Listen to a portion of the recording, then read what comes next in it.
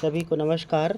स्वतंत्र class TT के online platform पर एक नए वीडियो के साथ आप सभी का स्वागत है। और जैसा कि बाल विकास की हम होंगे कामयाब सीरीज़ जो चल रही है, उसी का आज ये नेक्स्ट वीडियो है। और आज हम देखेंगे संवेगों के बारे में कि आखिर संवेग क्या होते हैं। देखिए, इससे पहले भी मैं वीडियो में बता चुका हूँ आपको कि संवेगों के बारे में, लेकिन आज हम विशेषकर ये जो पर्टिकुलर सब्जेक्ट है संवेग, इसके बारे में बहुत अच्छे से जानेंगे कि आखिर संवेग क्या होता है। और जो भी हमारे नए साथी हैं जो नहीं जुड़े हैं वो जुड़ जाएं, चैनल को सब्सक्राइब करें, वीडियो को लाइक कर दें और अपने मित्रों के साथ शेयर कर दें, जिससे कि आपके मित्र दोस्त भी इस वीडियो का इस विषय पर लाभ ले सकें। तो चलिए अब हम शुरू करते हैं। संवेग, आज हम जानेंगे संवेग क्या होते हैं, संवेग के प्रकार और संवेगों का क्या असर होता है व्यक्ति के जीवन पर, और संवेगों का संतुलन होना क्यों आवश्यक है। ये मैं आपको पिछले वीडियो में भी कई बार बता चुका हूँ कि जीवन में संवेगों का संतुलन होना अत्यंत आवश्यक है। तो चलिए अब शुरू करते हैं। सबसे पहले हम संवेगों के आज प्रकार पढ़ेंगे, टाइप ऑफ इमोशन, और संवेग जानेंगे कि आखिर संवेग क्या होता है। तो देखिएगा, ये जो संवेग शब्द है, सम और वेग। सम होता है समान, और वेग जो भी हमारे इमोशंस होते हैं वो समान वेग से होना चाहिए। मतलब कहीं पर भी जैसे कहीं गुस्से वाली बात है तो हमें ज़्यादा गुस्सा भी नहीं आना चाहिए, दुख की बात है तो ज़्यादा दुख भी नहीं होना चाहिए। हम देखे भी हैं कि आजकल भाई छोटे छोटे बच्चे परीक्षा में फेल हो रहे हैं तो आत्महत्या कर रहे हैं। तो उसका कारण यही है कि उनका जो संवेगों का जो बैलेंस है वो पर्टिकुलर नहीं है, मतलब उसमें संतुलन नहीं है। तो सबसे पहले ये ध्यान से सुनेंगे कि संवेग क्या होता है। तो संवेग का जो शब्द है, संवेग शब्द, इसका अंग्रेजी रूपांतरण इमोशन है। नॉर्मली इमोशन आप भी जानते हैं, मैं भी जानता हूँ इमोशन। और ये जो इमोशन है ये लैटिन शब्द एमोवेयर से बना है। किससे? लैटिन शब्द है। ये क्वेश्चन पूछ लेगा कि कौन शब्द से बना है, तो ये लैटिन शब्द एमोवेयर से बना है, जिसका अर्थ है उत्तेजित करना। क्या होता है जिसका अर्थ? उत्तेजित करना। एमोवेयर का क्या अर्थ हुआ? उत्तेजित करना। ठीक है। अब संवेग व्यक्ति की उत्तेजित अवस्था का दूसरा नाम भी है। बिल्कुल उत्तेजित जब आप हो जाते हैं तो आपके अंदर वो वाला संवेग उत्पन्न हो जाता है। जैसे आप जब हंसते हैं तो आपका हंसने वाला संवेग एक्टिव हो जाता है, आप उत्तेजित हो जाते हैं, जैसे रोने वाला हुआ। ठीक है। एक मनोवैज्ञानिक हैं गेल्डार्ड, इन्होंने कहा है कि संवेग क्रियाओं का उत्तेजक है। क्या कहा है? संवेग क्रियाओं का उत्तेजक है। ठीक है। और भी बहुत सारे कई मनोवैज्ञानिक हैं जिन्होंने अपने अपने विचार रखे हैं, जैसे बैरोन बर्ट तथा कैंटोविच थे। बैरोन बर्ट तथा कैंटोविच, संवेग से उनका कहना है कि संवेग से तात्पर्य एक ऐसे आत्मनिष्ठ भाव की अवस्था से होता है जिसमें कुछ शारीरिक उत्तेजनाएं पैदा होती हैं और फिर जिसमें कुछ खास व्यवहार होते हैं। बिल्कुल, जब व्यक्ति को गुस्सा आती है तो व्यक्ति सामने वाले से लड़ता है और उसको मार भी देता है, हम देखे हैं कई बार। और हंसता है तो बहुत ज़्यादा हंसता है, बिल्कुल खुशी में बड़े बड़े काम कर जाता है, दुख में ही बड़े बड़े काम कर जाता है। तो आज हम इन्हीं संवेगों के बारे में जानेंगे कि भाई आखिर संवेग क्या होते हैं। ठीक है। तो अब देखिए, जो संवेग होते हैं ये शारीरिक आधार पर होते हैं। अच्छा, संवेग क्षणिक होते हैं, ये बहुत आप इम्पोर्टेंट है। संवेग जो होते हैं क्षणिक होते हैं। क्षणिक कैसे होते हैं कि कुछ समय के लिए आते हैं और उसके बाद चले जाते हैं। जैसे आपने देखा होगा कि आप दिन भर में बातचीत करते रहते हैं तो हंसी आती है थोड़ी देर के लिए और थोड़ी देर के लिए गुस्सा भी आता है, लेकिन जो संवेग आप पर ज़्यादा हावी रहता है वो संवेग ज़्यादा लंबे समय तक आपकी बॉडी में टिकता है। जैसे गुस्सा है तो फिर भाई आप छोटी छोटी बातों पर गुस्सा करने लगेंगे और बातों को फिर मन में ले लेंगे और वही बातें आपके मन में घूमती रहेंगी। ठीक है। तो संवेगों का बहुत ही महत्व होता है व्यक्ति की लाइफ में, डेली लाइफ में, बल्कि उसके पूरे जीवन में, बल्कि उससे जो भी लोग जुड़े हुए हैं उनका भी मतलब वो जो संवेग हैं उनकी लाइफ पर भी उन संवेगों का सकारात्मक और नकारात्मक दोनों प्रभाव से प्रभाव पड़ता है। ठीक है। अब देखिए, एक जैसे कल्पना कीजिए कि आप रात में एक सुनसान सड़क पर टहल रहे हैं। ठीक है, सुनसान सड़क है भाई, आप उस पर टहल रहे हैं। अचानक किसी अंधेरे कोने से निकलकर कोई व्यक्ति आपके सामने आ जाता है। ठीक है, तो अब ये भयावह की स्थिति हो गई। तो ऐसी स्थिति में कतिपय परिवर्तन दिखाई देते हैं जो सहानुकंपी तंत्र प्रणाली की सक्रियता को बढ़ाते हैं। आमाशय तथा आंतों को जाने वाली रक्त वाहिकाओं को में संकुचन होता है और भोजन पचने की क्रिया रुक जाती है। पेनक्रीज से ग्लूकोजेन नामक हार्मोन निकलता है। ठीक है, जो यकृत को उद्दीपन करता है जिससे वह संचित चीनी का रक्त नलिकाओं में प्रवाहित कर सके। एड्रेनल एपिनेफ्राइन नामक हार्मोन का स्रावित करती है। अब इस हार्मोन का नाम याद रखिएगा, एपिनेफ्राइन। ठीक है, सांस गहरी एवं तेज चलने लगती है बिल्कुल जब आपको डर लगता है। दिल की धड़कन बढ़ जाती हैं जिससे रक्त का संचार बढ़ जाता है। आँखों की पुतलियाँ फैल जाती हैं, पसीने छूटने लगते हैं तथा गर्दन की पेशियों में तेजी से तनाव आ जाता है। ठीक है, तथा त्वचा के नीचे स्थित जो पेशियाँ होती हैं वो संकुचित होने लगती हैं। तो आई होप कि अब आप समझ गए होंगे कि भाई संवेग होता क्या है। अच्छा, संवेग को मापते कैसे हैं? संवेग का जो दैहिक माप होता है, ठीक है, मापन किया जाता है और इस तरह के एक उपकरण को पॉलीग्राफ उपकरण कहते हैं। क्या नाम है उस उपकरण का? पॉलीग्राफ। संवेग नापने के उपकरण का अगर आपसे नाम पूछे तो आप बता दें पॉलीग्राफ। देखिए दोस्तों, वीडियो लंबी हो जाती हैं थोड़ी सी, लेकिन मेरी पूरी कोशिश यही रहती है कि आप एक बार वीडियो अगर ध्यान से देख लें तो आपको कोई दूसरा वीडियो देखने की आवश्यकता बिल्कुल भी ना पड़े। इसलिए मैं इतना डिस्क्रिप्शन से आपको समझाता हूँ कि जो भी सब्जेक्ट आपको समझाऊँ, कोशिश करता हूँ कि आपको वो जो विषय है, जो सब्जेक्ट है, वो एक ही प्रकार में समझ में आ जाए। ठीक है, तो अब यहाँ तक आपने देखा। अब देखिए, जो संवेग होते हैं इनके भी प्रकार होते हैं। सकारात्मक संवेग होता है, ठीक है, एक पॉजिटिव इमोशंस होते हैं, जैसे कि भाई ये सुखकर होते हैं, ये व्यक्ति को सुख देते हैं, जैसे कि प्रेम हुआ, हर्ष हुआ, आनंद हुआ, स्नेह हुआ, उल्लास हुआ। यहाँ पर व्यक्ति को क्या मिलता है? आनंद मिलता है। ठीक है, और नकारात्मक जो संवेग होते हैं भाई ये कष्टकर होते हैं, ये दुख वाले होते हैं, जैसे भय हुआ, क्रोध हुआ, चिंता हुआ, कष्ट हुआ, ईर्ष्या, किसी से ईर्ष्या करना, जलन करना, ये सभी जो संवेग होते हैं ये नकारात्मक संवेग होते हैं। ठीक है, तो सकारात्मक संवेग भी समझ गए, नकारात्मक संवेग भी समझ गए। अब आगे देखते हैं। देखिए, सकारात्मक संवेग में क्या क्या आ गया? प्रेम, जैसे प्रेम खुशी है भाई, अगर आपका कुछ अच्छा काम है अगर वो हो गया है तो आपको प्रेम होगा, हर्ष होगा, आनंद आएगा, स्नेह भी मिलेगा और आपके अंदर उल्लास होगा।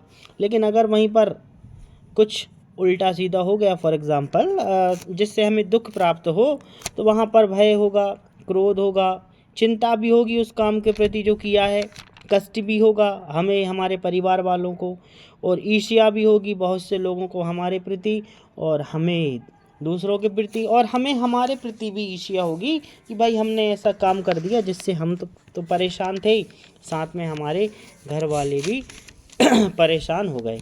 ठीक है, अब देखिए, हमारा जो मस्तिष्क होता है इसमें एंडोर्फिन्स नाम का न्यूरो ट्रांसमीटर पाया जाता है। एंडोर्फिन्स लिख लीजिएगा नाम, जो नाम आए आप इनको लिखते जाइएगा, क्योंकि भाई जब आप पेपर देने जाएंगे तो ये जो आप नोट्स बनाएंगे ये आपके लिए रामबाण सिद्ध होंगे। तो एंडोर्फिन्स नाम का न्यूरोट्रांसमीटर पाया जाता है। इसके दो प्रमुख गुण हैं, दर्द संवेदन के संचरण को रोकना, जो दर्द का जो संवेदना होती है इनको संचरण को रोकना, तथा उत्साह प्रदान करना। ठीक है, तो खुशी भी होती है, परानुभूति होती है। परानुभूति यह समझ पाने की क्षमता है कि अन्य व्यक्ति कैसा महसूस कर रहे हैं। अब खुशी तो बिल्कुल आपको बता ही दिया हूँ। अब आशावादी यह एक संवेग है जिसके साथ ही यह एक व्याख्यानात्मक शैली है जो आशावादी लोग होते हैं। ठीक है। आभार, आभार भी एक संवेग है। अब देखिए, जिसके द्वारा हम जो कुछ हमारे पास है उसके लिए प्रशंसा व्यक्त करता है, आभार होता है। आभार, रॉबर्ट इमोशंस के अनुसार आभार व्यक्त करने के दो प्रमुख घटक हैं। पहला, हम समर्थन करते हैं कि इस संसार में हमें अच्छी चीज़ें हैं जो हमें प्राप्त हुई हैं। दूसरा, हम इस बात का भी समर्थन प्रदान करते हैं कि इन अच्छाइयों का स्रोत हमसे बाहर है। हम इस बात की पहचान करते हैं कि भाई दूसरे लोग या आध्यात्मिक ताकतों में के हमें बहुत सारे उपहार प्रदान किए हैं जिनके कारण हमें एवं हमारे जीवन में अच्छाइयाँ विद्यमान हैं। ठीक है। तो ये हो गए सकारात्मक संवेग। अब हम देख लेते हैं नकारात्मक संवेग। तो नकारात्मक संवेग वही होते हैं जो कष्टकर होते हैं, दुखदायी होते हैं। तो सबसे पहले देखिए, जैसे क्रोध है, तो क्रोध के बारे में मैं आपको बता दूं, क्रोध एक निषेधात्मक संवेग है, मतलब नकारात्मक संवेग है। क्रोध की दशा में व्यक्ति का नियंत्रण अपने व्यवहारात्मक, मतलब जो उसका जो व्यवहार रहता है ना, उसके व्यवहारात्मक जो कार्य होते हैं, ठीक है, उसके व्यवहारात्मक कार्यों पर नहीं रहता है, ध्यान रखिएगा। ठीक है। क्रोध का प्रमुख स्रोत अभिप्रेरक होते हैं ना, उसके जो उसको प्रेरणा देते हैं, उनका कुंठित होना है, मतलब वो कुंठित हो जाते हैं। ठीक है। यह व्यक्ति द्वारा चयनित विकल्प द्वारा उत्पन्न होता है, मतलब भाई सीधी सी बात है, गुस्सा कब आएगा? जब व्यक्ति कोई विकल्प चयन करेगा। ठीक है। क्योंकि क्रोध आपको अपने चिंतन के द्वारा उत्पन्न होता है, बिल्कुल, इसलिए उसका नियंत्रण भी आपके ही पास है और आपके विचारों द्वारा ही किया जा सकता है। तो भाई जब भी आपको क्रोध आए तो अब उसके अच्छाई के बारे में और उसके बुराई के बारे में सोचेंगे तो भाई निश्चित तौर पर ही आप उस स्थिति से बाहर निकल आएंगे। और क्रोध में देखिएगा नुकसान ही होता है हमेशा, फ़ायदा तो होता नहीं है। ठीक है, किसी का भी। अब देखिए, क्रोध के बाद आ गया भय। अब भय भी एक प्राथमिक संवेग ही है। इसकी अनुभूति व्यक्ति को कभी कभी होती है, मतलब हमेशा नहीं होती। भय मतलब जब आपको कभी डर लगता है। ठीक है। अब इसे भी नकारात्मक संवेग माना जाता है। इसकी उत्पत्ति संकट की अनुभूति, ध्यान रखिए, संकट जब भाई आपके ऊपर संकट आने वाला है तब आपको इसकी अनुभूति होगी। किसकी? भय की। ठीक है। प्राय देखा जाता है कि भाई छोटे छोटे बच्चे तीव्र ध्वनि, जो तेज ध्वनि एवं अपरिचित या विचित्र वस्तुओं से अधिक भय का अनुभव करते हैं। ये बात फ्रीडमैन ने कही है 1969 में। इसके विपरीत भाई वयस्क भी होते हैं, वे भी संकट की परिस्थितियों में भय का अनुभव करते हैं। जैसे मान के चलिए एक चोर है भाई, अब वो चोरी तो कर लिया है लेकिन अब उसके अंदर भय रहेगा कि भाई मैं पकड़ा नहीं जाऊं। ठीक है। तो जब तक उसके अंदर भय रहेगा उसकी पूरी शारीरिक प्रक्रियाएं चेंज हो जाएंगी। इस वजह से ये पॉलीग्राफ जो टेस्ट होता है उसमें जैसे जो चोर वगैरह होते हैं वहाँ से पॉलीग्राफ टेस्ट द्वारा पता चल जाता है कि भाई इसने चोरी किया नहीं। और बड़े बड़े जो भी हाथ से होते हैं, जो बड़े बड़े मुलजिम होते हैं, उनका पॉलीग्राफ टेस्ट किया जाता है, वहाँ से पता चल जाता है कि भाई सच्चाई क्या है और गलत क्या है। ठीक है दोस्तों। तो भय यदि व्यक्ति के व्यवहार में स्थायी रूप से स्थापित हो जाता है ना, भय देखिएगा स्थायी रूप से अगर स्थापित हो गया उसके व्यवहार में, तो भाई उसके समायोजन एवं स्वास्थ्य पर उसका प्रतिकूल प्रभाव पड़ता है। अब देखिए, भय एक प्रकार से भय हो गया, और जैसे उसको कोई प्रकार की टेंशन है, तो टेंशन भी व्यक्ति को कब होती है? जब उसके अंदर किसी बात को लेकर कोई दुख होता है, कोई चिंता होती है, और अगर वो चिंता जो वो टेंशन ले रहा है, अगर वो उसने भाई अपने उसमें व्यवहार में परमानेंट धारण कर ली, तो फिर उसके अंदर ये निश्चित हो जाएगा कि भाई अब ये भय उसके व्यवहार में समायोजन हो चुका है। और सीधी सी बात है, बहुत कहा भी जाता है कि चिंता चिता के समान होती है, बिल्कुल होती है। तो फिर वहाँ से व्यक्ति का समायोजन अच्छे से नहीं हो पाता। और दुश्चिंतता भी होती है। दुश्चिंता की गणना भी भाई नकारात्मक संवेग में की जाती है। दुश्चिंतता, अब एक होती चिंता, एक होता है दुश्चिंतता। अब दुश्चिंतता का तात्पर्य क्या है कि भाई चिंता का तात्पर्य अपेक्षाकृत अधिक व्यापक एवं सामान्य व्यवस्था या दुख की आवश्यकता है। ठीक है, अब याद रखना ये कभी कभी संज्ञानात्मक होती है, मतलब आपके संज्ञान में ही है, और यह काल्पनिक भी होती है। आप सिर्फ सोच रहे हैं कि भाई ऐसा ऐसा होगा। ठीक है, और ये कभी कभी दोनों प्रकार की होती है। कभी कभी तो आपके मन में परमानेंट होती है और कभी कभी आपकी काल्पनिक होती है कि भाई ऐसा हो जाएगा, ऐसा हो जाएगा।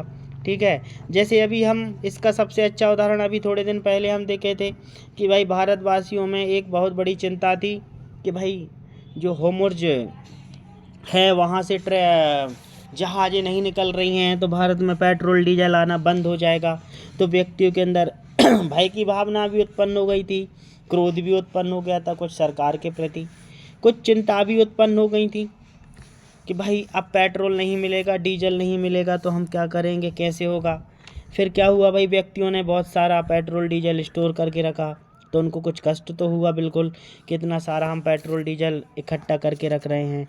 तो यही एक प्रकार की चिंता भी है और दुश्चिंतता भी है कि भाई आप उन चीज़ों को समझते नहीं हैं, काल्पनिक है। अब भाई ना पेट्रोल की कमी हुई, ना डीजल की कमी, ना गैस की कमी, और बस आपने सोच के रख लिया था कि ये कमी हो जाएगी। अब ये कमी तो हुई नहीं। ठीक है, तो ये एक प्रकार का नकारात्मक संवेग है, और इस संवेग के साथ साथ आपको इन अन्य संवेगों का भी सामना करना पड़ा।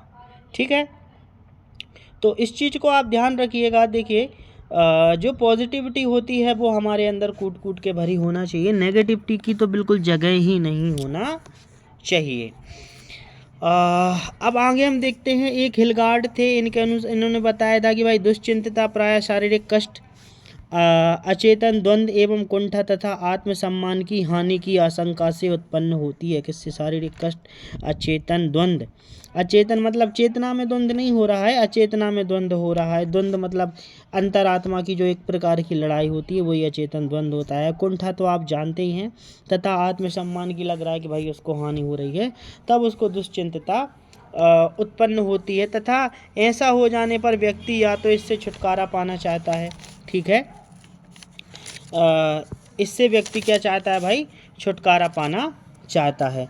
तो अभी आपने सकारात्मक संवेग देख लिए, नकारात्मक संवेग देख लिए। संवेग क्षणिक होते हैं, पुनः आपको बता देता हूँ। प्रेम, हर्षानंद, स्नेह, उल्लास। नकारात्मक भय, क्रोध, चिंता, कष्ट, ईर्ष्या कुछ समय के लिए आते हैं, उसके बाद चले जाते हैं। और अगर आपने कुछ भाई अपने व्यवहार में परमानेंट कोई संवेग बैठा के रखा है तो फिर वो आपके साथ हमेशा चलेगा और वह आपके शारीरिक और मानसिक स्वास्थ्य को बहुत अधिक नुकसान पहुंचाने वाला है। इसलिए कहा जाता है कि भाई बच्चे का जो सांवेगिक विकास है वो एकदम बिल्कुल संतुलित होना चाहिए, क्योंकि अगर सांवेगिक विकास संतुलित नहीं है तो बच्चे को बहुत सारी कठिनाइयों का सामना करना पड़ता है। ठीक है, तो ध्यान रखें कि भाई जो भी आपका बच्चा है उसमें जो भी सांवेगिक है देख लें भाई, कहीं गुस्सा तो ज़्यादा नहीं है, कहीं डर तो ज़्यादा नहीं है। और बच्चे से बातचीत करें, उसको समझाएं कि ऐसा नहीं है, क्योंकि अगर ऐसा होगा, अगर उसके अंदर क्रोध है तो भाई आगे चल के पक्का वो कुछ ना कुछ अपने क्रोध में कुछ बड़ा नुकसान करके बैठेगा। अब थोड़ी सी और समझ लेते हैं हम। देखिएगा, संवेग जो होती है भाई एक जटिल अवस्था होती है, सरल अवस्था नहीं होती, जटिल अवस्था होती है। और हमने संवेग में देखा है कि जटिल अवस्था क्यों होती है कि व्यक्ति जो भी संवेग में फैसले लेता है बहुत फटाफट ले लेता है। ठीक है, अब वो सोचता नहीं है अच्छा और बुरा तो ये जटिल अवस्था होती है। मस्तिष्क का जो बायां गोलार्ध है सकारात्मक संवेगों के लिए उत्तरदायी होता है। तो जो बायां गोलार्ध है, ठीक है, ये सकारात्मक और दाहिना ऋणात्मक। तो भाई जो भी गोलार्ध आपका ज़्यादा एक्टिव रहेगा तो आपके अंदर उस प्रकार के संवेग ज़्यादा रहेंगे। अगर बायां है तो भाई आप मोटिवेटेड रहोगे बिल्कुल, और अगर दायां है तो आप इन चीज़ों से दुखी रहोगे। तो ध्यान रखिएगा। ठीक है, दायां गोलार्ध और बायां गोलार्ध कहाँ से होता है, ये भी क्वेश्चन कई बार पूछ लिया गया है। ठीक है, अब देखिए संवेग जो होते हैं ना जो व्यक्ति के, ये संज्ञानात्मक आधार से तात्पर्य है, ये उद्दीपक अवस्था होती है व्यक्ति की, मतलब एकदम उसमें उद्दीपन उत्तेजना उत्पन्न हो जाती है और ये क्षणिक होती है। ठीक है, तो यहाँ पर हमारे संवेग समाप्त होते हैं। अब हम आगे देखते हैं भाई मूल प्रवृत्ति का। जो हमारी मूल प्रवृत्ति होती हैं इनका भी संवेगों से संबंध होता है। तो मूल प्रवृत्तियाँ क्या होती हैं? अब मूल संवेगों के तुरंत बाद होने वाली जो क्रिया होती है ये हमारी मूल प्रवृत्ति होती है। अब कैसे समझेंगे इसको, देखिएगा। जैसे मान के चलिएगा कोई बच्चा है, ठीक है, अब उसको छोटी छोटी बातों पर रो देता है वो, ठीक है, कोई भी छोटी बात हुई और वो उसका रोना शुरू हो गया, ठीक है। तो भाई अब सभी बच्चों को पता चल गया कि भाई इसकी प्रवृत्ति क्या है, ये छोटी छोटी बातों में रोने लगता है। इसी को ही हम मूल प्रवृत्ति कहते हैं। और जो मूल प्रवृत्ति होती है व्यक्ति अपने व्यवहार में स्थापित कर लेता है। बहुत से जो बच्चे होते हैं उनकी लड़ने की प्रवृत्ति होती है, तो जब उनको गुस्सा आई वो लड़ने लगे, तो मूल प्रवृत्ति क्या हो गई? उनकी लड़ना, लेकिन उसका क्या था? गुस्सा आया था। तो व्यक्ति इन चीज़ों से बाद में व्यक्ति पहचानने भी लगते हैं कि भाई वो बहुत ज़्यादा झगड़ालू है, वो बहुत ज़्यादा सीधा है, वो बहुत ज़्यादा गुस्सैल है, वो बहुत ज़्यादा क्रोधी है, वो बहुत हंसता है, वो बहुत रोता है, ठीक है। तो ये व्यक्ति के व्यवहार में अगर आ जाती है तो उन्हीं से व्यक्ति पहचानने लगता है। इस वजह से इनको मूल प्रवृत्ति, मुख्य प्रवृत्ति कहते हैं। अब थोड़ा ध्यान देखें कि भाई मूल प्रवृत्ति के जन्मदाता कौन है। तो मूल प्रवृत्ति के जन्मदाता हैं मैकडूगल, ठीक है। अगर क्वेश्चन आता है मूल प्रवृत्ति के जन्मदाता तो आप मैकडूगल को ध्यान रखिएगा, ठीक है। अब हम आगे देखते हैं। एक प्रसिद्ध मनोवैज्ञानिक थे जी, इनका पूरा नाम है विलियम मैकडूगल। तो जो विलियम मैकडूगल एवं इनके एक सहभागी थे गिलफोर्ड ने सर्वाधिक महत्वपूर्ण संवेग, सबसे महत्वपूर्ण संवेग किसको बताया है भाई? भय को बताया है, ठीक है, भय को बताया है। अगर इनसे पूछे, देखिए भाई ये जन्मदाता हैं संवेगों के, अब पूछेगा जरूर कि कितने प्रकार के संवेग बताए हैं, तो 14 प्रकार के। और सबसे इम्पोर्टेंट संवेग कौन सा बताया है?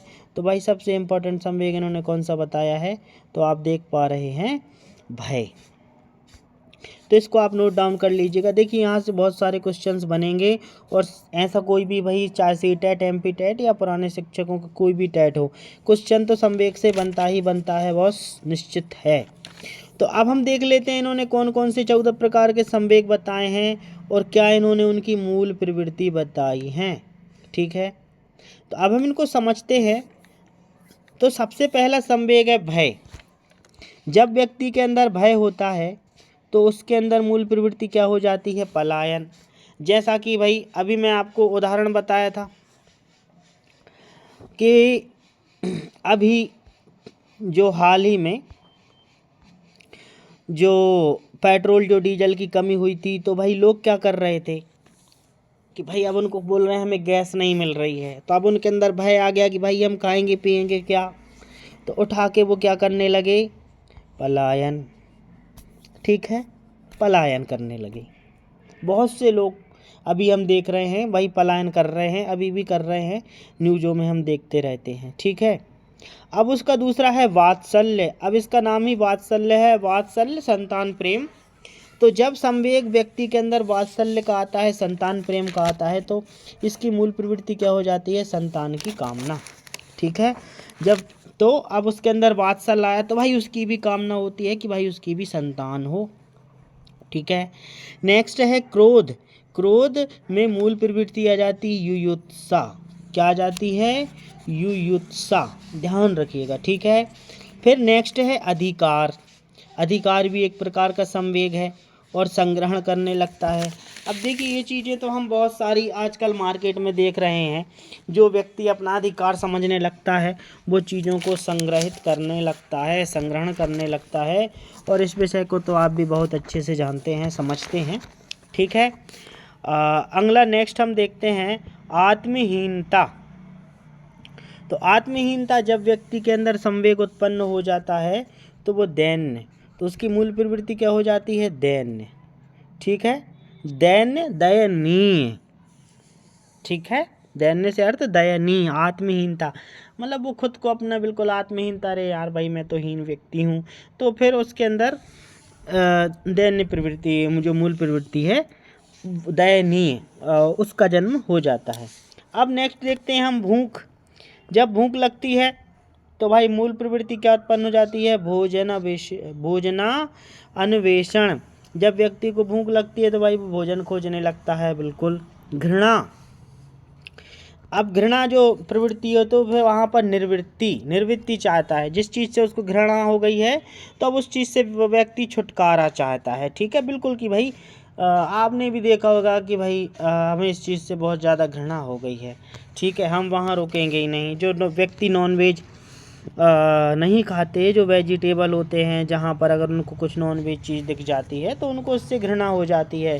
फिर वो वहाँ से निवृत्ति करते हैं, वहाँ से निकलने का सोचते हैं कि भाई यहाँ से जितना जल्दी हो सके निकल लिया जाए। नेक्स्ट है आत्माभिमान। ठीक है, ये भी संवेग है और इसमें मूल प्रवृत्ति क्या है, आत्मगौरव। ठीक है, मूल प्रवृत्ति जब जो व्यक्ति के अंदर आत्मगौरव होता है उसके अंदर आत्माभिमान का जो संवेग है वो जागृत होता है। आश्चर्य।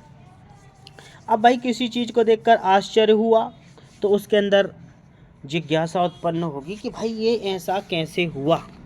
ठीक है, बिल्कुल जिज्ञासा उत्पन्न होगी। जैसे कि अभी जो ईरान और जो दो देश हैं अमेरिका इज़राइल, उनके बीच युद्ध चल रहा है। तो ईरान के जो सुप्रीम जो लीडर है वो युद्ध में मारे गए हैं। तो अब व्यक्तियों के अंदर जिज्ञासा उत्पन्न हो रही है। पहले तो आश्चर्य हुआ कि भाई ऐसा कैसे हो सकता है, लेकिन अब व्यक्तियों को जानने की जिज्ञासा भी कि भाई उनकी आखिर मृत्यु कैसे हुई। ठीक है, तो ये आश्चर्य होता है जब व्यक्ति को कि कुछ चीज़ें जानकर कि ऐसा कैसे हो गया। आपके जीवन में भी कभी कभार ऐसे काम आसपास ऐसी घटनाएं हो जाती हैं। ठीक है, तो आपको सुनकर आश्चर्य होता है कि भाई ऐसा कैसे हो गया। जैसे भाई किसी की लड़ाई हो गई, तब आपको तो पता था कि भाई वो तो बहुत अच्छे दोस्त थे, उनकी लड़ाई कैसे हो गई, तो आपको जानकर आश्चर्य होगा। फिर अब आपके अंदर एक जिज्ञासा भी उत्पन्न होगी कि भाई आखिर इनकी लड़ाई क्यों हुई, उसके पीछे क्या कारण था। तो इस चीज़ को आपको जानने की जिज्ञासा उत्पन्न होगी। आमोद जब होता है तो भाई हास्य होता है। जब आमोद उत्पन्न होता है तो हास्य होता है, हंसना होता है। हंसने की मूल प्रवृत्ति वहाँ पर जन्म ले लेती है। फिर कृति भाव। अब हम देखते हैं कि भाई किसी बच्चों में कृति भाव है, मतलब बहुत अच्छी पेंटिंग करते हैं, बहुत अच्छा लिखावट है और सृजनात्मकता कई क्षेत्रों में हो सकती है। ठीक है दोस्तों, तो उनका मूल प्रवृत्ति रचनात्मकता हो जाती है। जैसे कोई बच्चा अच्छी पेंटिंग बनाता है तो भाई बिल्कुल बोलते हैं कि भाई आप बड़े होके पेंटर बनोगे। ठीक है, तो ये कृति भाव होता है। अगर बच्चा अच्छी कृति बनाता है तो उसके अंदर रचनात्मकता का भाव होता है, उसकी मूल प्रवृत्ति रचनात्मकता। अब जब कामुकता की हम बात करें, ये भी एक संवेग है। तो जब व्यक्ति के अंदर कामुकता उत्पन्न होती है तो फिर उसकी मूल प्रवृत्ति होती है कामवृत्ति। ठीक है, अब एकांकीपन जब व्यक्ति अकेला होता है, हम देखते हैं अकेला होता है तो उसके अंदर क्या प्रवृत्ति उत्पन्न होती है, सामूहिकता की। यार भाई अब मैं बहुत दिन से अकेला हूँ, अब मैं चाहता हूँ कि मैं परिवार में रहूँ, अपने दोस्तों के साथ में रहूँ, क्योंकि व्यक्ति एक सामाजिक प्राणी है और बिना समाज के भाई व्यक्ति की जीवन की कल्पना ही नहीं की जा सकती है। ठीक है, अब नेक्स्ट है हमारा भैया कष्ट करुणा। जब कष्ट और करुणा होती है तो कष्ट में संवेदना आती है, बिल्कुल संवेदना प्रवृत्ति का जन्म होता है। और करुणा में शरणागति। बिल्कुल जब व्यक्ति के अंदर करुणा उत्पन्न होती है, जैसे हम भगवान के पास जाते हैं, माथा टेकते हैं, ठीक है, करुणा उत्पन्न होती है कि भगवान ऐसा है, और वहाँ पर फिर हम शरणागति को प्राप्त करते हैं। मतलब ये मूल प्रवृत्ति शरणागति वहाँ पर जन्म हो जाती है। बिल्कुल जब आपके जो भी अच्छे कर्म हैं या बुरे कर्म हैं, और जब आप भगवान को बताओगे या अपने माता पिता को बताओगे तो सीधी बात है आप उनके शरण में हो। ठीक है, तो आप उनकी शरणागति चाहते हो कि भाई जो भी मेरे से गुनाह हुए हैं या जो भी है वहाँ पर आप उस चीज़ के बारे में डिस्कस करोगे। ठीक है, अब देखिएगा एक प्रसिद्ध मनोवैज्ञानिक थे जिनका नाम था बिजरेज। ठीक है, ध्यान रखिएगा, बिजरेज नाम है उनका। इनके अनुसार बालक का संवेगात्मक विकास, उन्होंने भी बोला है कि भाई बालक का संवेगात्मक विकास इस तरह से होता है। ठीक है, अब देखिएगा बालक जब जन्म होता है तो जन्म के समय बालक में कौन सा संवेग उत्पन्न होता है, उत्तेजना। ध्यान रखिएगा, क्वेश्चन पूछेगा जन्म के समय कौन सा संवेग उत्पन्न होता है तो उत्तेजना। ठीक है। जन्म के समय ये संवेग उत्पन्न हो जाता है, जन्म के समय, ठीक है। कई बार क्वेश्चन में पेपर में पूछा जा चुका है, ठीक है। अब उत्तेजना तो हो गया, अब आनंद और कष्ट ये और उत्पन्न हो गए उसके अंदर, आनंद और कष्ट, आनंद और कष्ट। तो 3 माह तक का जो शिशु होता है वो आनंद को भी समझने लगता है, कष्ट को भी भली भांति समझने लगता है। कष्ट कब होता है? जब भाई उसकी माता छोड़ के चली जाती है, तब उसको कष्ट होता है। कल हमने जो इरिक्शन का जो नियम पढ़ा था, एक बार आप उसको देख लीजिएगा तो आप समझ जाएंगे। अब आनंद क्या होता है?